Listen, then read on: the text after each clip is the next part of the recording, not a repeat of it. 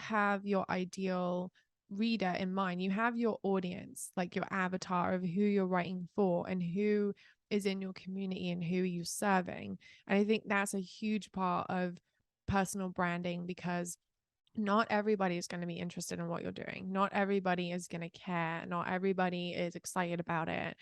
But there is a segment of people who feel just as passionate, and they want to learn, and they want to, be involved in the industry however they can, and they're looking for writers potentially, or they know somebody who's looking for a writer. So that's who you're speaking to.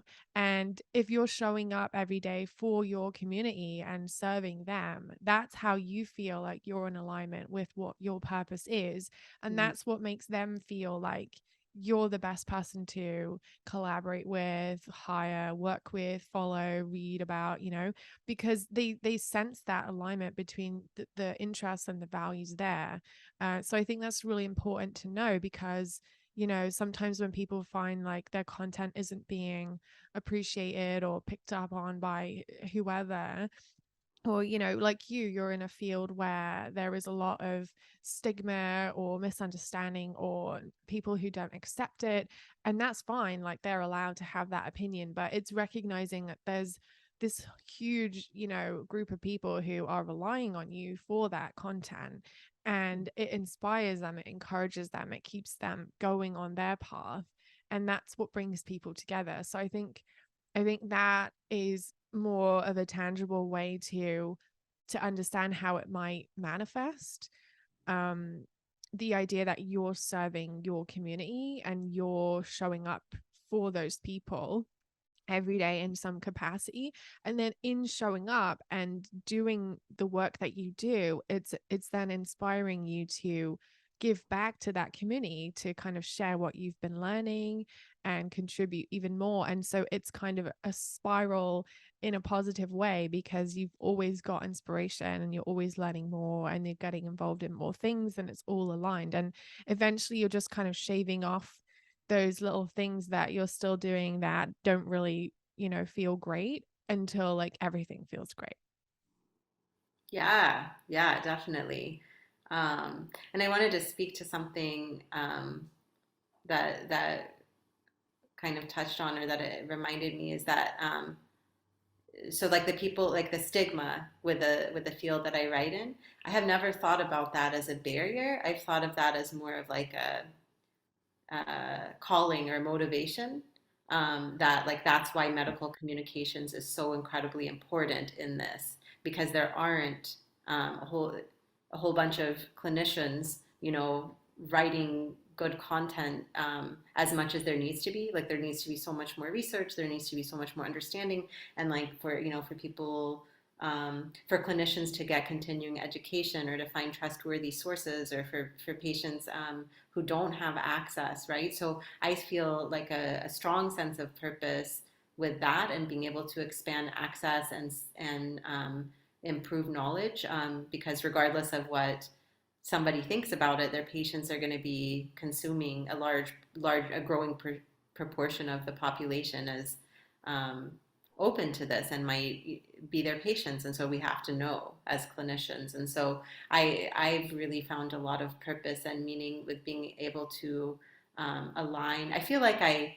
re-entered pharmacy actually through this. I feel like I got disillusioned, and I was able to re-enter here with aligning with like a more holistic understanding of health and healing and medicine, and medical writing as a way to empower people for their own health. And like you're still doing patient care in a way, that way you're helping a lot of people in a very specific way, rather than a few people in a very, you know, direct way. Mm-hmm. But like with clinical care. So I don't know. It's yeah, I think it goes really deep. It touches on so much of why we work at all, and like why do this work? Why work in healing? Why work in writing? I mean, it goes, it touches so many different areas of life, which I love. That it's not just something I clock into and try to mentally check out from.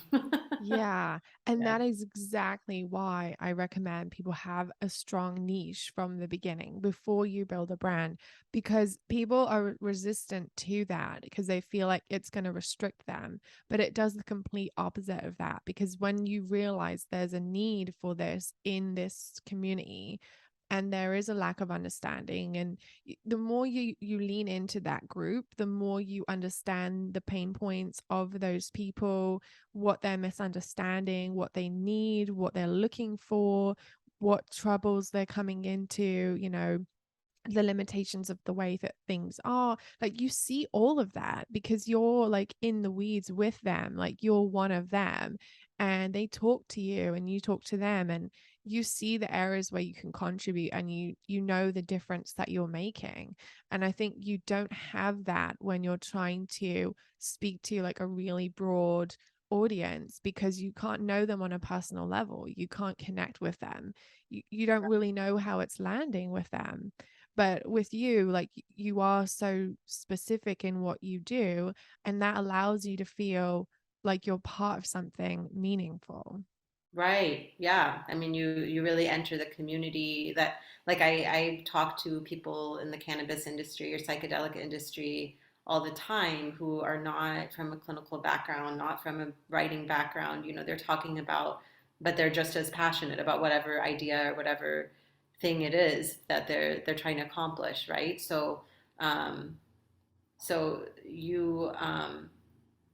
I guess you just like it's easy to do a lot of talking up here about like this is what I am and this is what I'm not, and like this is how what people are going to see me, but they're going to see you as an expert in whatever you practice, or whatever you work on. And so yeah, I don't think I wouldn't have had the confidence without coaching to like actually believe that I'm allowed to niche in what I want to, and that I don't have to do it in a way that feels gross to me. Like I can continue to write about like decolonizing medicine and like yoga and meditation and what that has to do with cannabis and like laughter and things the reason that I in totality like my niche, I can write about that and still be writing in my niche, and like it helps me connect more deeply um, for networking and everything. And so um, yeah, I wouldn't have and then still sometimes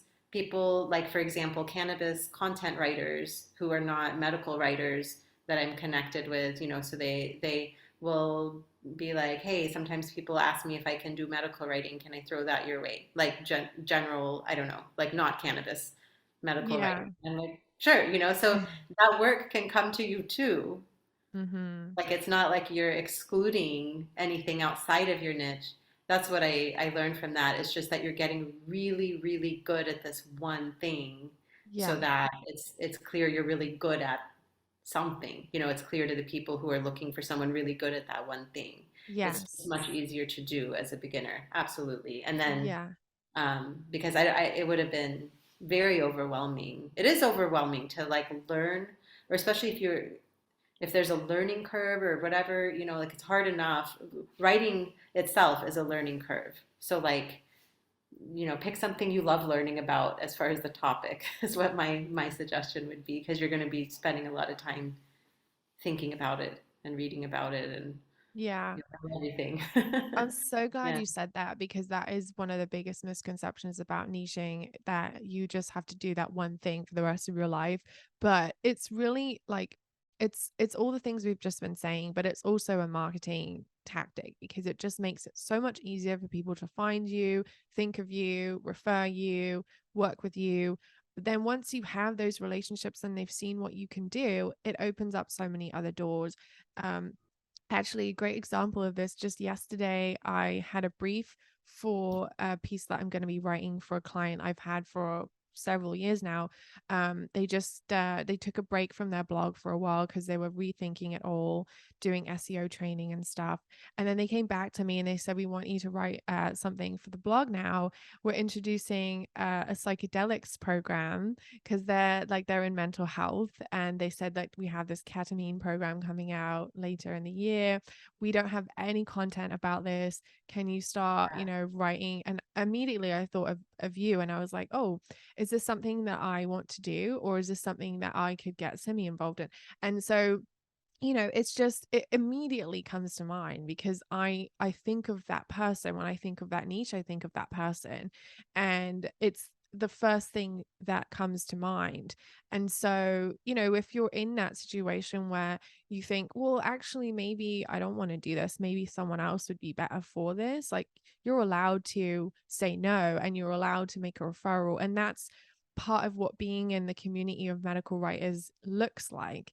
And that's something that it's hard for people to get their heads around, but I think that's exactly what it is. It's like everybody has their niche, everybody has things that they love, that they're great at, and they're all different. And there is no one person that is exactly the same as somebody else. And so with our programs, we always make sure that we have the individual lean into who they are and what they want, not try to emulate somebody else who's been successful.